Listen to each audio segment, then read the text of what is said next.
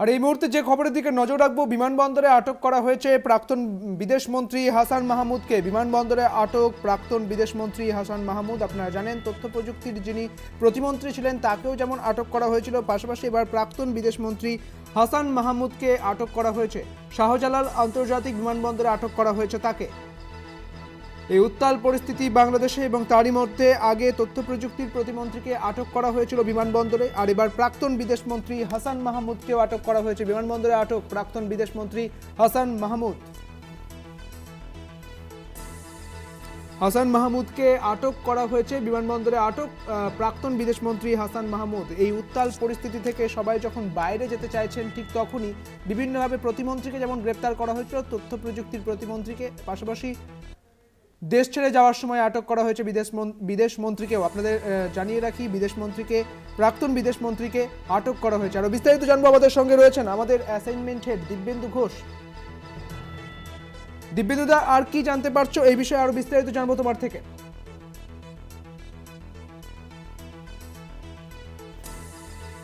প্রাক্তন তথ্য প্রযুক্তি দপ্তরের প্রতিমন্ত্রী পলক, তাকেও এই শাহজালাল আন্তর্জাতিক বিমানবন্দর তাকে আটক করা হয়। তিনি অন্য দেশে চলে যাচ্ছিলেন এবং প্রাক্তন বিদেশমন্ত্রী হাসান মাহমুদ অত্যন্ত প্রভাবশালী একজন নেতা এবং আওয়ামী লীগের অত্যন্ত গুরুত্বপূর্ণ একজন নেতা, তাকেও এই মুহূর্তে আটক করা হয়েছে শাহজালাল আন্তর্জাতিক বিমানবন্দরে।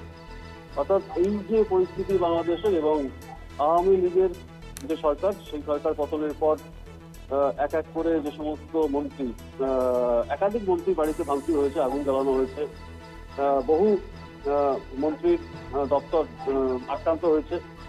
সব মিলিয়ে যা পরিস্থিতি, তাতে আওয়ামী লীগের সরকারের যে সমস্ত মন্ত্রী যারা ছিলেন তাদের মধ্যে অনেক মন্ত্রীকেই তারা দেশ ছাড়তে চাইছেন এই মুহূর্তে, কারণ তারা বাংলাদেশে এই মুহূর্তে নিরাপদ নয়। এবং এবং সেই বিষয়টাই সামনে রেখে যে খবর এই মুহূর্তে বাংলাদেশ থেকে আসছে তা কিন্তু অত্যন্ত উদ্বেগজনক। তার কারণ একাধিক গুরুত্বপূর্ণ আওয়ামী লীগের নেতা এবং মন্ত্রী তারা কিন্তু তাদের আটক করা হচ্ছে।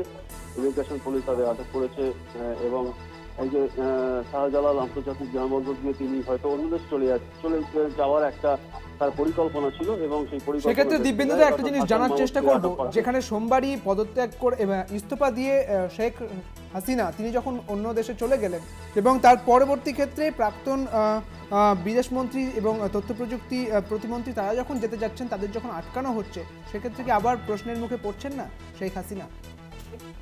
দেখো, শেখ হাসিনা প্রশ্নের মুখে পড়ার থেকেও গুরুত্বপূর্ণ হচ্ছে আওয়ামী লীগের যখন গতকাল শেখ হাসিনা তিনি যখন বাংলাদেশ ছাড়েন এবং সেনাবাহিনীর যে এয়ারক্রাফট C-130 যে তাকে নিয়ে বাংলাদেশ থেকে ভারতে চলে আসে, তারপর কিন্তু আওয়ামী লীগের একটা অংশ তারা কিন্তু এটা বলতে শুরু করেছেন যে এই যে কঠিন পরিস্থিতি এবং একটা প্রতিকূল পরিস্থিতি, যে পরিস্থিতিতে হাসিনা তিনি লড়াই না করে তিনি দেশ ছেড়ে চলে গেলেন এবং আওয়ামী লীগ যে দল এই মুহূর্তে তারা একটা কোণঠাসা অবস্থায়।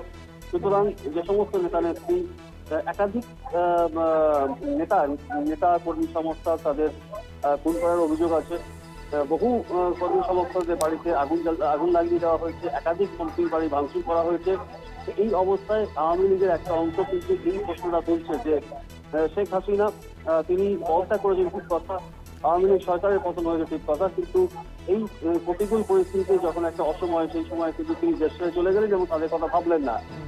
এই প্রশ্ন যখন উঠছে তখন সেনার দিকেও একটা বার্তা যাচ্ছে যে কোথাও একটা সেনা যখন প্রাক্তন প্রধানমন্ত্রী তিনি যখন হাসিনা যখন পদত্যাগ করলেন এবং তিনি যখন দেশ ছাড়লেন, তখন সেনা তাকে নিরাপত্তা দিল, সেনা তাকে পৌঁছে দিল ভারতে। সেই জায়গা থেকে দাঁড়িয়ে আর যে সমস্ত মন্ত্রী যারা আওয়ামী লীগ সরকারের যে মন্ত্রীরা ছিলেন, হাসান মাহমুদ প্রাক্তন বিদেশমন্ত্রী অত্যন্ত প্রভাবশালী একজন নেতা এবং আওয়ামী লীগের অত্যন্ত গুরুত্বপূর্ণ একজন নেতা বলে তাকে মনে করা হয়। সেই হাসান মাহমুদকে যখন আটক করা হচ্ছে তখন এটা বলতেই হয় যে এই মুহূর্তে বিএনপি, এই মুহূর্তে আন্দোলনকারী অর্থাৎ বৈষম্য বিরোধী আন্দোলন এবং সুশীল সমাজের একটা অংশ তারা কিন্তু এই মুহূর্তে কন্ট্রোল করছে পুরো জিনিসটা। যদিও সেনাবাহিনী এবং রাষ্ট্রপতি অনেক নির্দেশ দিয়েছেন, বিএনপির চেয়ারপারসন বেগম খালেদা জিয়া তিনি জেল থেকে মুক্তি পেয়েছেন, একাধিক নেতা নেত্রী বিএনপি তাদেরও মুক্তি দেওয়া হচ্ছে।